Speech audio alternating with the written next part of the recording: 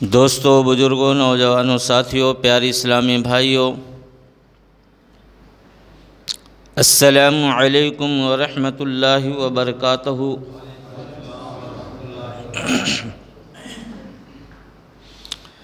نحمدہ ونصلی علی رسولہ الکریم، اما بعد فاعوذ باللہ من الشیطان الرجیم، بسم اللہ الرحمن الرحیم۔ يا أيها الذين آمنوا اتقوا الله حق تقاته ولا تموتن إلا وأنتم مسلمين۔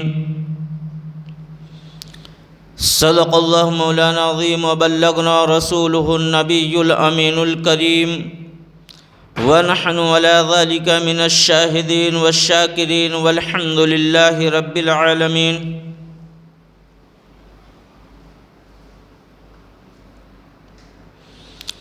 صدق الله مولانا العظيم وبلغنا رسوله النبي الأمين الكريم، ونحن على ذلك من الشاهدين والشاكرين والحمد لله رب العالمين۔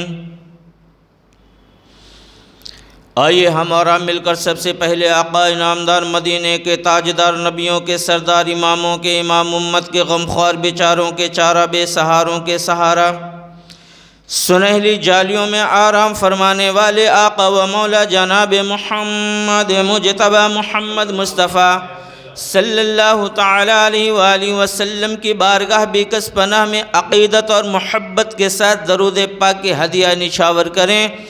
ان اللہ و ملائکتہ یصلون علی النبی یا ایھا الذین آمنوا صلوا علیہ وسلموا تسلیما۔ اللهم صل على محمد وعلى آل محمد كما صليت على إبراهيم وعلى آل سيدنا إبراهيم إنك حميد مجيد۔ اللهم بارك على محمد وعلى آل محمد كما باركت على إبراهيم وعلى آل إبراهيم إنك حميد مجيد۔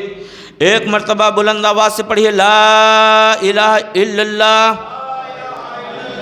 محمد رسول اللہ صلی اللہ تعالی علیہ وآلہ وسلم۔ شہر رمضان الذي انزل فيه القرآن هدى للناس وبين من الهدى والفرقان۔ حضرات زیادہ دور نہ جائیں، بلکہ آپ حضرات کو یہ بتانا چاہتا ہوں، بتانے کی کوشش کر رہا ہوں کہ یہ رمضان المقدس کا مہینہ ہے، یہ اللہ تبارک و تعالی کو پسندیدہ مہینہ ہے، اور یہ ایسا مہینہ ہے کہ سارے مہینوں سے افضل ہے، سارے مہینوں کا سردار ہے، سارے دنوں کے رمضان کے دن سردار ہیں، اس کی راتیں، اس کی گھڑی، اس کا وقت، اس کے ایک ایک لمحات ہمارے اور آپ کے لیے اللہ کے فضل اور کرم سے بہت قیمتی لمحات ہیں، اور ہمیں اپنے تہ دل سے اپنے ایمان کو جھنجھوڑ کر کے، اپنے عقیدے کو جھنجھوڑ کر کے اس رمضان کے مہینے کا ادب و احترام کیسے کرنا چاہیے، اور اس رمضان کے مہینے سے نسبت کس کے ساتھ میں ہے، یہ ساری چیزیں ہمیں خیال رکھتے ہوئے صرف یہ مت سوچیں کہ رمضان کا مہینہ ہے، صبح سے شام تک بھوکے رہنا ہے، سحری کر لینا، افطار کر لینا، نماز پڑھ لینا، بس یہی اس کا کام ہے۔ اور رمضان کے مہینے کا تقاضا یہ ہے کہ صبح سے شام تک روزہ رکھ لینا، تراویح کی نماز پڑھ لینا، بس یہیں تک یہ محدود نہیں ہے۔ رمضان کا مہینہ ایک ایسا مہینہ ہے، رمضان مقدس کا مہینہ اللہ کی بارگاہ میں برگزیدہ ہے، اللہ تبارک و تعالیٰ کی بارگاہ میں محبوب مہینہ ہے، اور یہ مہینہ ایسا مہینہ ہے جس مہینے میں قرآن مقدس اترا ہے، جس مہینے میں قرآن پاک نازل ہوا ہے۔ اب اندازہ لگائیے کہ یہ قرآن اور یہ رمضان کے دونوں کا دوستی ہے، رمضان کا مہینہ اور قرآن کی دونوں کی نسبت ہے۔ جب اس رمضان کے مہینے کا نسبت قرآن سے ہوا تو رمضان کے مہینے کے درجات بلند ہو گئے، رمضان کے مہینے کی شان بڑی ہو گئی، صرف اس لیے کہ قرآن سے نسبت ہو گیا۔ قرآن رمضان کے مہینے میں نازل کیا گیا، اس لیے رمضان کے مہینے کے درجات بلند ہو گئے۔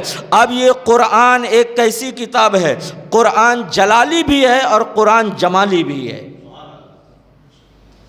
قرآن جلالی بھی ہے اور قرآن جمالی بھی ہے۔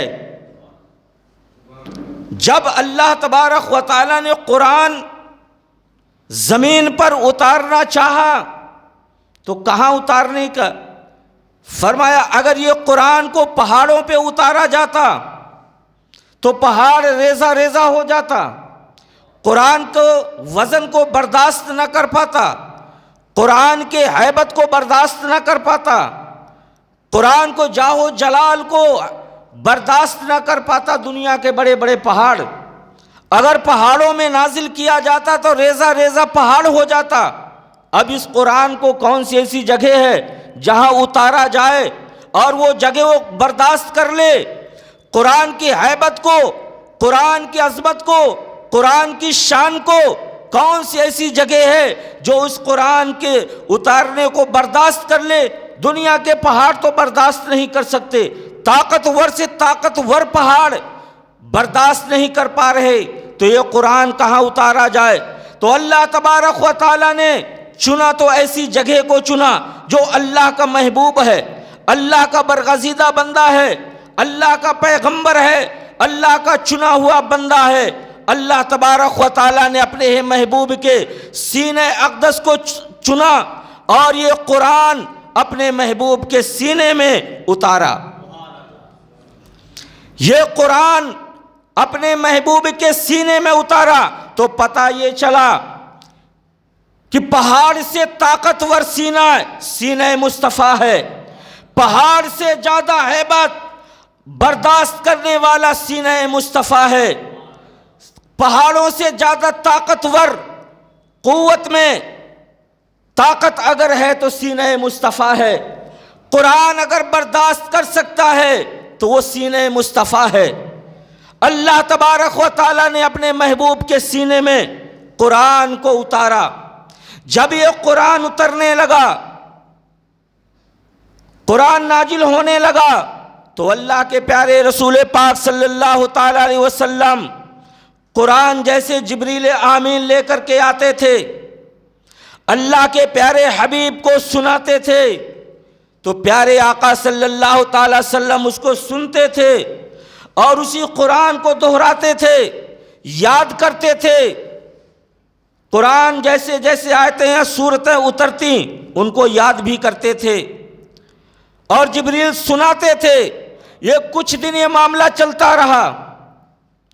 اللہ تبارک و تعالیٰ نے فرمایا اے محبوب، قرآن کو سنانا ہمارا کام ہے، جبریل قرآن لے کر کے آئیں گے، آپ کی بارگاہ میں سنائیں گے، مگر آپ کو یاد کرنے کی زحمت نہیں ہے، آپ یاد کرنے کی زحمت مت کریے۔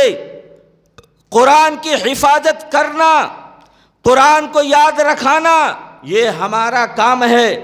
تو وہ قرآن جو ہیبت کو پہاڑ برداشت نہ کر سکا، پہاڑ پہ اتارے تو ریزہ ریزہ ہو جائے، وہی قرآن آج 8 سال کے بچے کے سینے میں محفوظ ہے، 10 سال کے بچے کے سینے میں قرآن پورا محفوظ ہے، چھوٹے چھوٹے بچوں کے سینے میں قرآن محفوظ ہے۔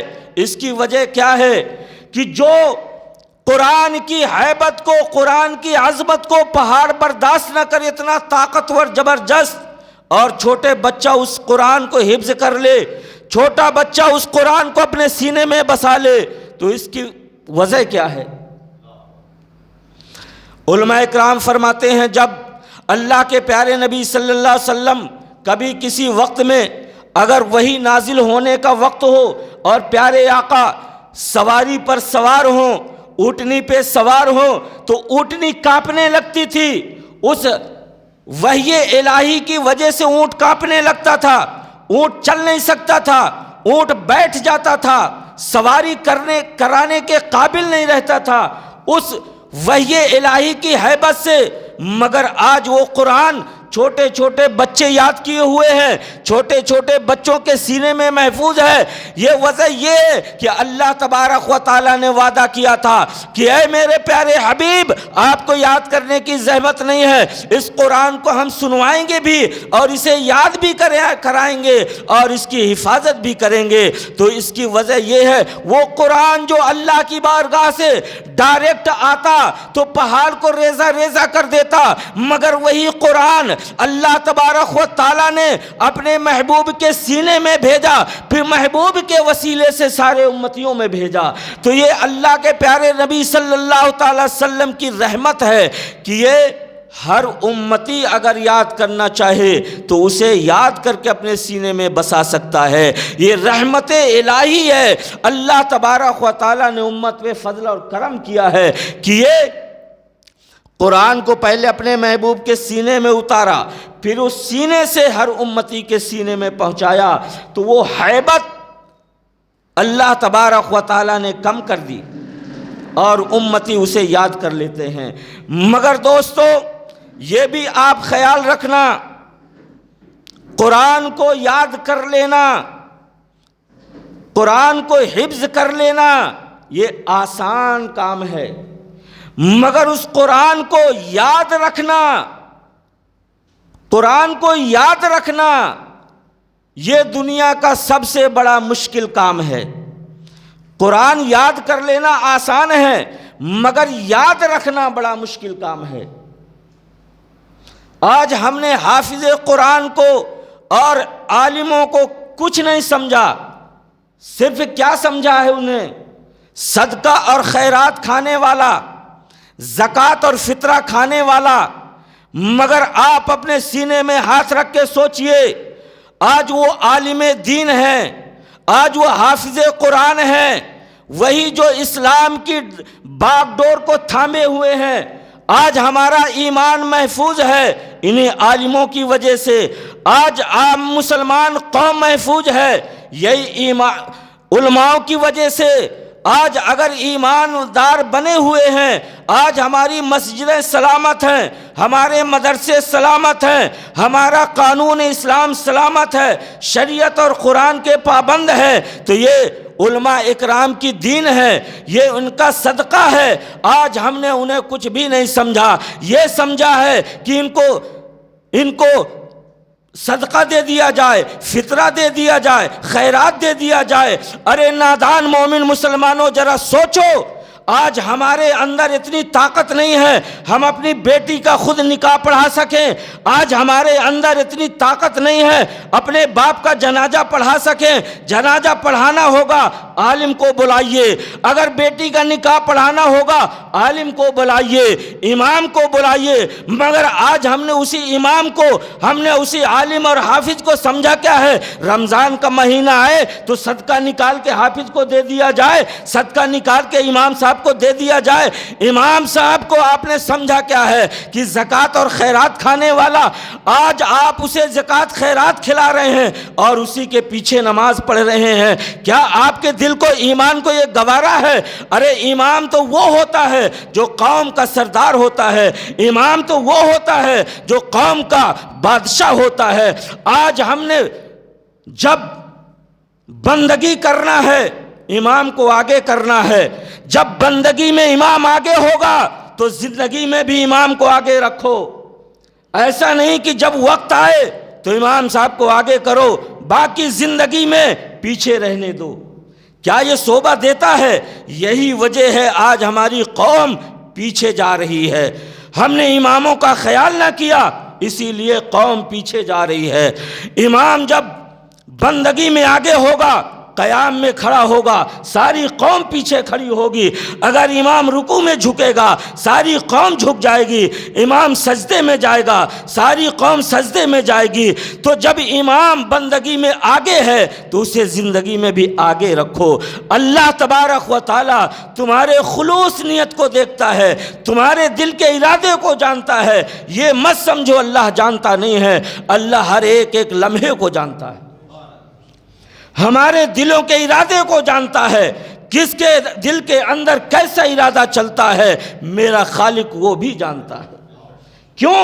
اس نے ہم کو پیدا کیا، ہماری ساری مشینری اس نے بنایا، تو ہمارا دل اس نے بنایا، دھڑکنے کے قابل اس نے بنایا، تو جو بنانے والا ہے وہی جاننے والا ہے کہ اس کے ساتھ میں کیا ہونے والا ہے۔ آج ہم نے رمضان کے مہینوں کو کیا سمجھا؟ رمضان میں قرآن اترا، قرآن اور رمضان کا دونوں کا رشتہ بڑا گہرا ہے۔ جب رمضان کا رشتہ قرآن سے ہوا تو رمضان کی عظمت بلند ہو گئی، اور قرآن اتنا اعلیٰ، اللہ کی آخری کتاب، اللہ نے اپنے محبوب کے سینے میں اتارا، اور ہر سال قرآن لوح محفوظ سے دنیا آسمانی پہ اترتا تھا۔ جبریل امین سناتے تھے، اللہ کے پیارے نبی اس کو یاد کرتے تھے، یا اللہ کے پیارے نبی سناتے تھے، جبریل امین اس کا دوڑ کرتے تھے۔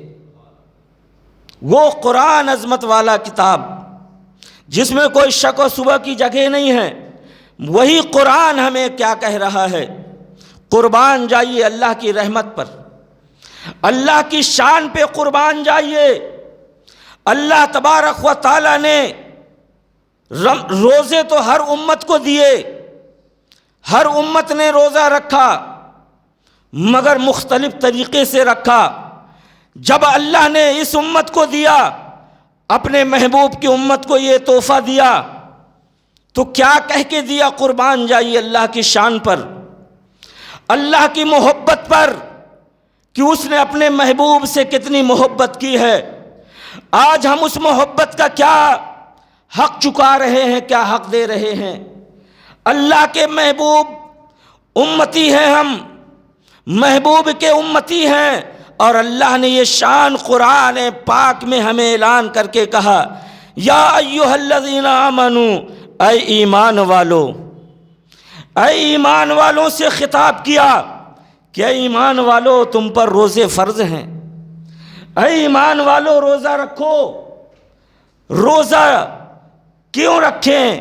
اس لیے کہ پچھلی امت نے بھی روزہ رکھا ہے؟ نہیں، روزہ اس لیے رکھو۔ اور ایک بات، اللہ تبارک و تعالیٰ کو ہمارے سجدوں کی ضرورت نہیں ہے، ہمارے قیام کی ضرورت نہیں ہے، ہماری تراویح کی ضرورت نہیں، ہماری عبادتوں کی اللہ کو ضرورت نہیں ہے۔ اللہ فرماتا ہے ایمان والو روزہ رکھو۔ کیوں؟ کیونکہ فائدہ تمہیں ہو جائے۔ آپ کاروبار کرو، مزدوری کرو، اور مزدوری کا اجر مجھ سے لے لو، فائدہ مگر تمہارا ہی ہوگا۔ کیا فائدہ ہوگا؟ روزہ رکھو تاکہ تم متقی بن جاؤ، پرہیزگار بن جاؤ۔ اب یہ متقی کیا ہے؟ پرہیزگاری کیا ہے؟ آپ حضرات سبھی سمجھتے اور جانتے ہیں، متقی اور پرہیزگاری یہ ہے، گناہوں سے باز آ جاؤ، اللہ کے حکم پہ چلنا شروع کر دو، ہر وہ برائی سے دور رہو، ہر نیکی کی طرف رغبت کرو، نیکی کی طرف بڑھو۔ یہی تمہارے اندر متقی اور پرہیزگاری پیدا ہو جائے، اللہ تمہارا ہو جائے، اللہ کے تم ہو جاؤ، تو جو اللہ کا ہو گیا اللہ اس کا ہو گیا، تو پھر اس کا بیڑا پار ہو گیا۔ دوستو، ابھی ہمیں کوشش کرنا ہے اور اللہ کو راضی کریں، رمضان کا ادب و احترام کریں۔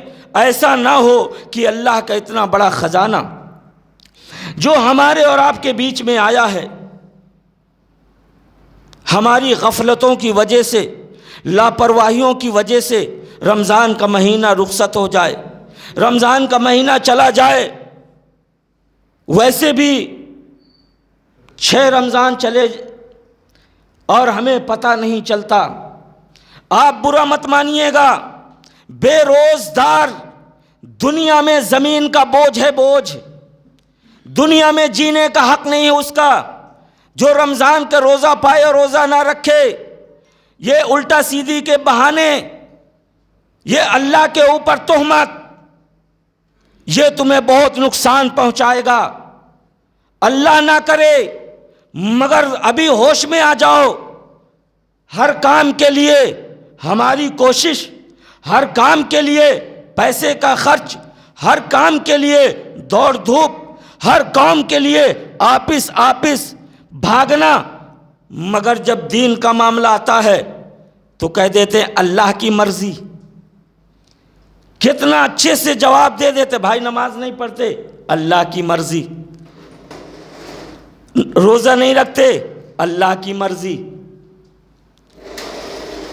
ساری چیزیں اللہ کے اوپر چھوڑ دیتے ہیں، تو خدا کے لیے کمانا چھوڑ دیجئے، کھانا چھوڑ دیجئے اور کہیے اللہ کی مرضی، جب وہ کھلائے گا تو کھا لیں گے، نہیں تو بھوکے رہیں گے، جب وہ پہنائے گا تو پہنیں گے، نہیں تو ننگے پھریں گے۔ اور بھی دنیاوی کام بھی اللہ کے اوپر چھوڑیے، صرف نماز روزہ کو اللہ کی مرضی۔ ارے بھولے مسلمانوں، ذرا ہوش میں آ جاؤ۔ ابھی اللہ تبارک و تعالیٰ فرماتا ہے میری عبادت کرو، میں نے تجھے عبادت کے لیے ہی پیدا کیا ہے، صرف کھانے کے لیے نہیں، گھر بنانے کے لیے نہیں، بیوی بچوں پالنے کے ہی لیے نہیں، یہ ساری زندگی کے کام ہیں، مگر میرا مقصد تمہارا پیدا کرنے کا میری عبادت ہے۔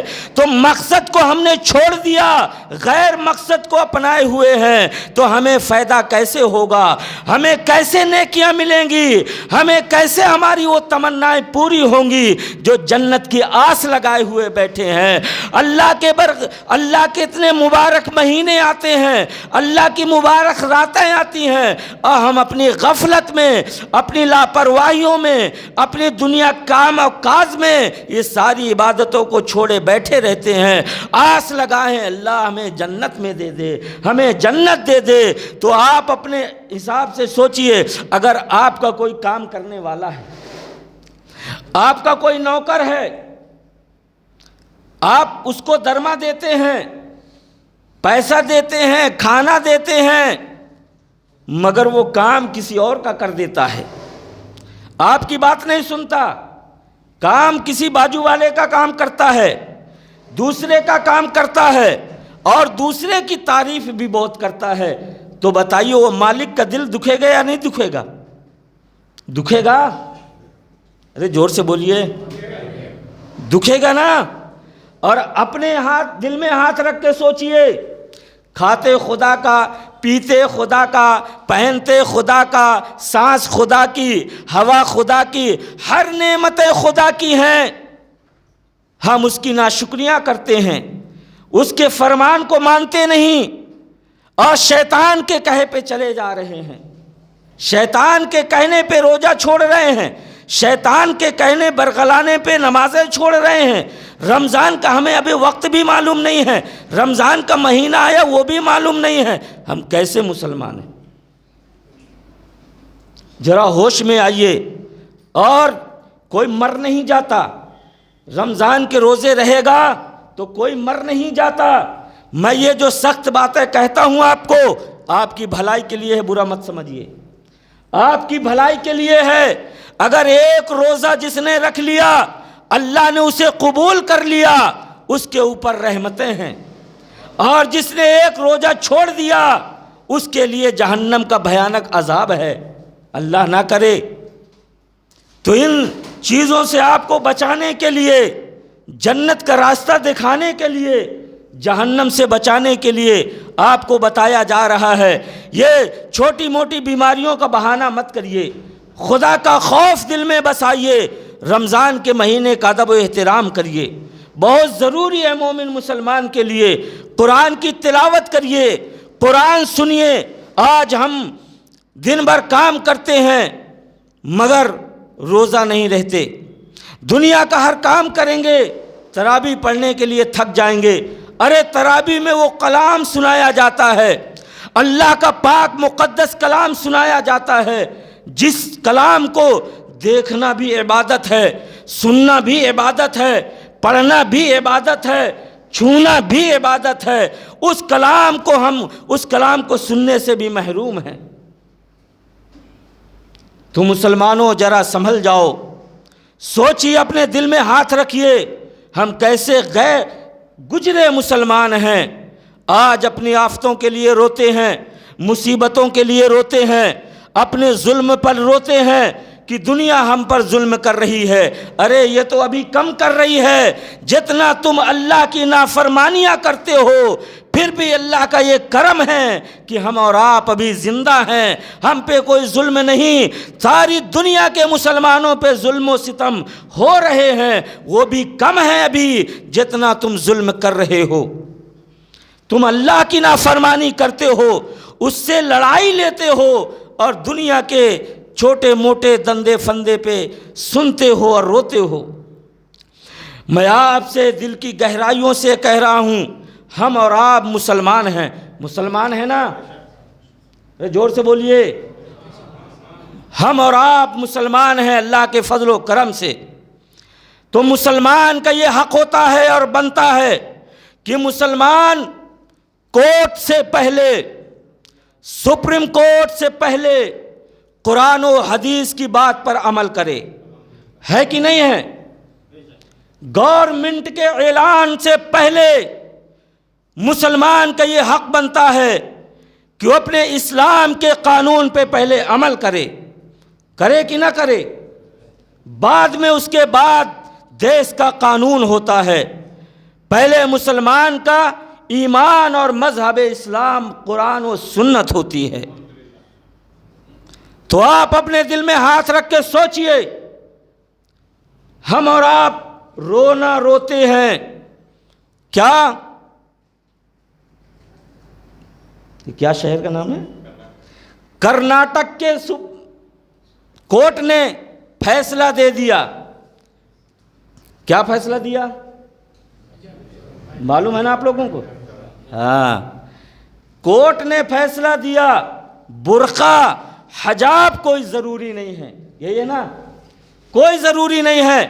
ہم نے اسے فوراً مان لیا، کورٹ کا یہ حکم آیا، مگر آپ اپنے سینے پہ ہاتھ رکھیے، ہم نے اسلام کے قانون کو کم مانا، ہم نے قرآن کے قانون کو کم مانا، اسلام کے قانون کو کم مانا۔ آج ہمیں گورنمنٹ کوئی اعلان کر کے بتا دے یہ قانون تو پہ لاگو ہوتا ہے، ہم اس کو فوراً مانتے ہیں، مگر بھولے مسلمانوں، ہم نے قرآن کے حکم کو کم مانا ہے، اللہ کے فرمان کو کم مانا، ہم نے اللہ کے رسول کے حکم کو کب ہم مانیں گے؟ کم مانیں گے۔ قرآن کہتا ہے حجاب ضروری ہے اور اسلام کہتا ہے نقاب ضروری ہے، پردہ ضروری ہے، اللہ کے محبوب کہتے پردہ عورتوں پہ ضروری ہے، تو ہم نے قرآن و حدیث کو باجو رکھ دیا، کورٹ کا ہم نے مان لیا۔ اگر کورٹ کہہ دے گا کہ 5 وقت کی نماز ضروری نہیں، کیونکہ ہم اتنے نادان ہیں، ہم اتنے بے وقوف ہیں کہ 95% مسلمان نماز ہی نہیں پڑھتا، 98% نماز نہیں پڑھتا، صرف 2% آدمی نماز پڑھتا ہے یا 1% نماز پڑھتا ہے۔ کورٹ کہے گا اتنی ساری تعداد میں بے نمازی ہیں اور 1% میں نمازی ہیں، تو اس کا مطلب ہے اسلام میں کوئی نماز ضروری نہیں۔ اگر ضروری ہوتی تو سارے مسلمان نماز پڑھتے۔ تو یہ غلطی کس کی ہے؟ RSS کی غلطی ہے، BJP کی غلطی ہے، یا کس کی غلطی ہے؟ غلطی ہماری ہے کہ نہیں ہے؟ ہماری غلطی ہے۔ کسی دوسرے پہ انگلی بعد میں اٹھانا، اپنے اوپر انگلی پہلے اٹھانا، غلطی ہمارے ہی ہے۔ ہم نے نماز پڑھنا چھوڑ دیا، قرآن پڑھنا چھوڑ دیا، اسلام پہ چلنا چھوڑ دیا، قانون اسلام کو ترک کر دیا۔ گھروں میں دیکھیے، جو ہندو کے گھر میں نہیں ہے وہ مسلمان کے گھر میں ہو رہا ہے۔ جو ہندو رمضان کا احترام کرتا ہے مسلمان نہیں کرتا۔ ہندو جو نماز کا مسجد کا احترام کرتا ہے مسلمان نہیں کرتا۔ آج دیکھیے نوجوان بچے مسجدوں میں آتے ہیں، مسجد کا ادب دیکھیے، مسجد کا احترام کرنا، مسجد کا ادب کرنا ہر مومن مسلمان پہ فرض اور ضروری ہے۔ مسجد کو ہم نے کھلونا بنا لیا ہے، ادھر دوڑ رہے ہیں ادھر دوڑ رہے ہیں، ادھر باتیں کر رہے ہیں ادھر باتیں، دنیا کی باتیں۔ یہ مسجد ہے، مسجد خدا کا گھر ہے اور اس میں صرف اللہ کی عبادت ہوتی ہے، اللہ کا ذکر ہوتا ہے، اللہ کی تسبیح ہوتی ہے۔ تو میرے نوجوانوں، دوستوں، چھوٹے بچوں، مسجد میں آنا تو کچھ سیکھنے کے لیے آنا۔ اور جو بڑے ہمارے بڑے نوجوان ہیں وہ چھوٹے بچوں سے زیادہ کھیلتے ہیں، تو ان سے گزارش ہے کہ کھیلیے مت، بچے کی عادت مت بگاڑیے۔ بچہ کے دل میں یہ بیٹھے گا کہ مسجد کی کوئی بھی عزت نہیں ہے۔ ہم دیکھو بڑے لوگوں کے سامنے دوڑتے ہیں، چلاتے ہیں، کوئی ہم کو منع نہیں کر رہا ہے، تو اس کا مطلب ہے مسجد کا ادب و احترام اس کے دل سے نکل جائے گا۔ بڑے لوگوں کو یہ چاہیے، کس کا بھی بیٹا ہو یہ چاہیے کہ وہ بچے کو بیٹھا کے پیار سے اسے سمجھا دے، بیٹا نمازیوں کے آگے سے مت نکلنا، بچے سیدھا مسجد میں آئے تو چپ چاپ بیٹھے رہنا، ادھر ادھر دوڑنا، مسجد میں دوڑا نہیں جاتا، آواز سے بات نہیں کی جاتی، یہ ساری چیزیں اس کو بتانا چاہیے، سمجھانا چاہیے۔ وہ سمجھانے کے بجائے کیا رے سموسے کتنے کھا کے آیا، یا گھر میں بھجیاں کتنے بنایا ہیں، یہ ساری چیزیں اگر ہم بچے کے سامنے اور اسی بچے سے کریں گے تو مسجد کا ادب و احترام نکلے گا کہ نہیں؟ اگر اس کو ڈرا کے رکھیں گے کہ مسجد خدا کا گھر ہے، بڑے اطمینان اور سکون کے ساتھ اس میں بیٹھا جاتا ہے، تو آپ حضرات سے گزارش ہے کہ بچوں کو لے کر کے آئیے ضرور، مگر زیادہ چھوٹے نہیں، بچوں کو لے کے آئیے، ان کو ادب و احترام سکھائیے، سکھا کے لائیے۔ اللہ تبارک و تعالی ہمیں اور آپ کو رمضان المقدس کے بابرکت مہینے کا ادب و احترام کرنے کی توفیق و رفیق عطا فرمائے، اور عالم اسلام کو اللہ تبارک و تعالی جان کی، مال کی، آبرو عزت ایمان کی حفاظت عطا فرمائے۔ اللہ تبارک و تعالی کی بارگاہ میں دعا ہے کہ اللہ ساری دنیا کے مومن مسلمانوں کو اسلام کے دشمنوں سے محفوظ و معمور رکھے۔ وآخر دعوانا ان الحمد للہ رب العالمین۔